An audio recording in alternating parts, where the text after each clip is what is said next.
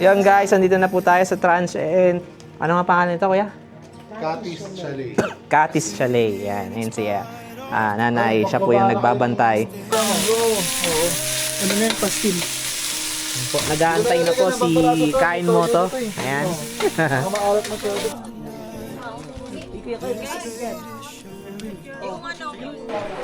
Hello po, ako po si Alex, isa po sa anak po ng mga family members po namin po na nagpunta po here sa Atok po.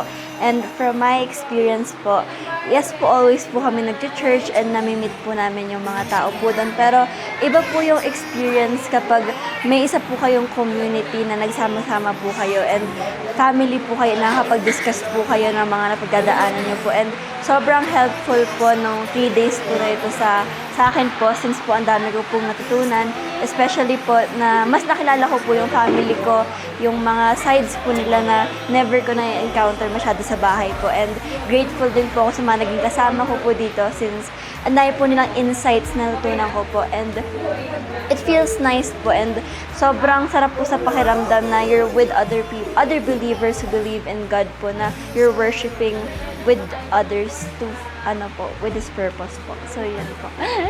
Good morning! Kain na, kain. Sige. Good morning!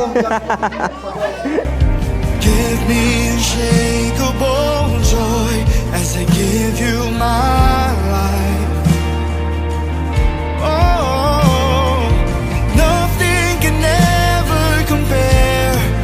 You are my prize. Oh, to live is Christ. Cling to the hope of your. Ang experience ko naman po is masaya po siya kahit po malamig yung panahon.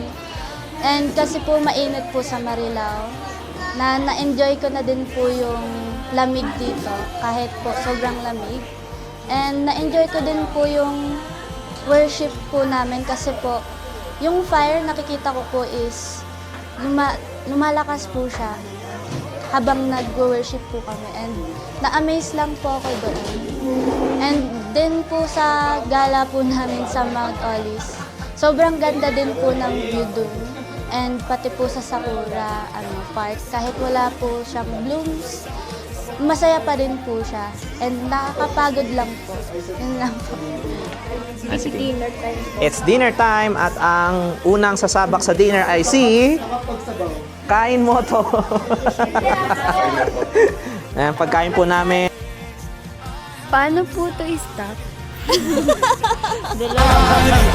To follow Jesus for all of my days. I have decided to follow Jesus for all. So, masasabi ko po dun sa ginawa po namin as a church din po. Yung idea po talaga, before kami pumunta dito, against po talaga, ayoko po talaga. Kasi very anti-social po ako. Hindi po talaga ako nakikipag-interact sa kahit sino if my choice. Sabi ko, parang hindi ko po siya may enjoy. But since na-experience ko na po siya, sobrang, ano po ba yun, nakaka-refresh po. Yung realization po, mali po pala yung tag po na na-realize ko po it's important to be with other people. Especially yung kasama mo po is yung family mo, yung church mo po. And sabay-sabay kayo nag-worship kay God, may fellowship, and lahat po kayo nandun po sa moment na yon kung saan vulnerable po kayo and alam niyo pong may safe space doon. So as someone po na very introverted, I think I would love it po kung gagawin po ulit kasi dito rin po mas mandideepen yung relationship no kay God. Hindi lang po ikaw, pero sabay-sabay po kayo. And lahat po kayo sinasalo each other. And may reminder po that God is with you. And maraming insights, maraming wisdom from others. And malalaman po yung story nila. Mas magkakaroon po kayo ng connection. Di lang po sa friends, sa ibang parents, sa ibang mother, ibang child. But ultimately kay God po.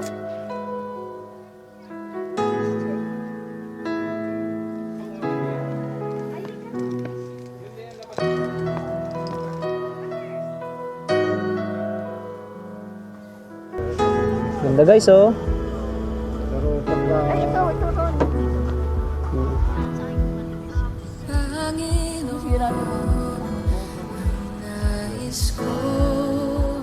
Yung event naman namin ngayon, masaya siya. Maraming relationships, maraming bonding, maraming friends na at saka mga nakikilala, mga new personalities, new sa church natin. So, yun, maganda siyang exercise every time, lalo na mga makasama ulit, yung mga ibang hindi nakasama. And ito yung magiging, parang ang magiging purpose nito yung to refresh your heart with your faith. Yun, at saka yung strengthen yung yung belief, yung faith mo kay God. Hello, I'm just thankful sa opportunity na makasama to mga ka-church natin. Grabe yung community natin kasi sobrang napaka-happy. Iba yung experience na ang mga kasama natin na sa ganitong mga lugar is yung mga mga kapatiran natin sa church kasi iba talaga yung feeling, sobrang nakaka-fulfill ng heart, sobrang nakaka-bless kasi the words na naman, yung mga nasi-share natin sa bawat isa, it really helps na mas nakaka-encourage. And sana sa mga susunod pa, mas marami pa tayong makapunta at mas lalo natin ma-experience at makita yung kabutihan ni Lord sa buhay ng bawat isa at yung kagandahan na meron na create ni Lord. Ayan, so hopefully see you all sa susunod na pasyal natin. Ayan, thank you.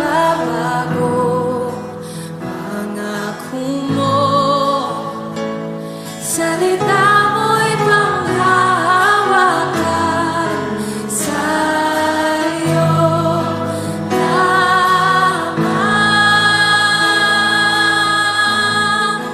matatapuan sa'yo. Hello guys, salamat sa mga nakasama namin dito. Experience. Masarap nakasama mo yung church community. And parang hindi naman lahat will according to the plan. Pero what's amazing is you gather together, you post together, and then you share stories. It's more than enough dun sa experience na pilinano nyo eh. Yung mga bagay nun, baka it's a work para talagang magsama-sama kami. Marami kaming plinano sa itinerary eh. Pero at the end of the day, what's amazing is nagkasama-sama kami. Lalo dito sa church community. And kasama mo na sila as your friends and family. So, thank you guys. Sana makasama kayo sa mga susunod pa, sa mga kasama nating couples and family dyan. Sama kayo dito sa amin. And we welcome you. Together, we can enjoy and be blessed.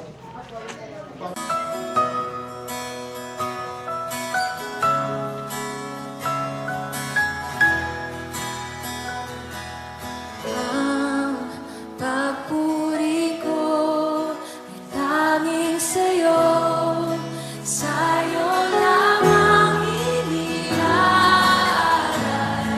O Panginoon, ang puso ko'y sa'yo magpakailanman. So grateful for God for giving us this privilege na makapag-rest. The rest na parang ayaw namin kasi daming dapat gawin, lalo na ako. Kaming dalawa maraming gagawin, ganyan. Pero I know na this calls us to take a rest, take a break, ganyan. Kahit working pa din, pero alam mo yon, yung presence, yung place, yung una yung place, ito yung pinunta talaga natin, di ba? Sobrang nakaka-refresh na makita yung creation ni God. And yung beauty niya, alam mo yun, makita mo lang yun. Nare-remind ka that there's a great God up there na nag-aano ng ating buhay, in control sa ating buhay. And pangalawa, which is sobrang naka-blessed lalo, yung presence ng bawat isa. So, yung sharing time, even yung mga yung mga little things na ginagawa natin dito nakakatuwa na, alam mo yun, hindi mo naman, you don't get to experience it inside the church Dito mo lang siya may experience na mas makikilala mo somehow yung mga small details ng mga buhay nila, buhay ng bawat nakakasama natin sa community. So, naka-bless, lalo na yung sharing time sharing time, kasi grabe. It's, hindi na tayo nag-enjoy, but alam mo yun, yung na-bless natin yung bawat isa through their stories na binahagi natin with each other.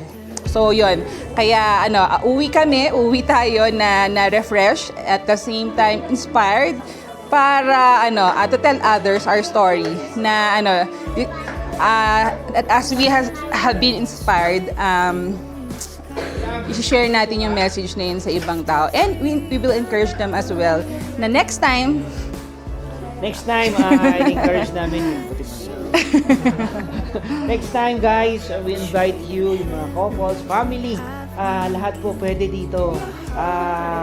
You will have a great time, hindi lang sa lugar, but of course doon sa mga fellowship night, kwentuhan, joke time, at kahit lang yung loko-lokohan doon sa labas. It's so refreshing kasi bihira mangyari yun, lalo na tayong working at sa church lang yung avenue natin. Dito, mafe-feel nyo talaga yung community at mafe-feel nyo na meron pala akong pwedeng mapuntahan. Oy, na-inspired ako ni So, we invite you. It's a great thing, and lalo kayo ma-inspired sa mga creation ng Lord. Salamat po. So guys, nandito tayo sa Heights Place, sa souvenir shop. May nakita ako rito Nalagay ito. Please don't wet the floor. Be considerate to the next user. Pakiusap po, huwag basahin ang sahig. Oh, guys, don't read the tape. Don't read the floor, guys. Be considerate, no? Don't read the floor. 1, 2, 3, go! Together, let's change the campus, change the world! Wow! Ang ganda! Guys, para tayo nasa langit! Woo! Pero ayoko pa, Lord, Wag muna, Lord, wag muna. Yun. Ikakasal pa tayo, magkakaasawa, magkakaapo pa tayo, God.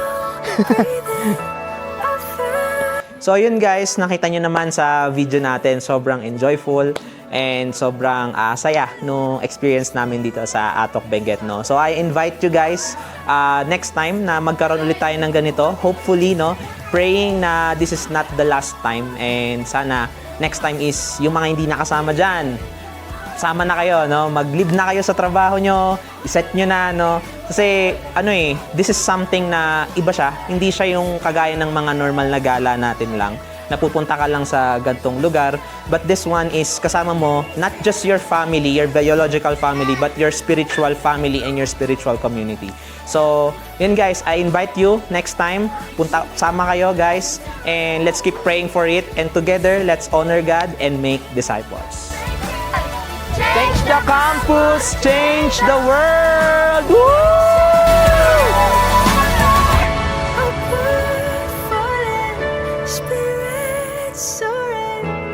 Touch the sky, women knees hit the ground.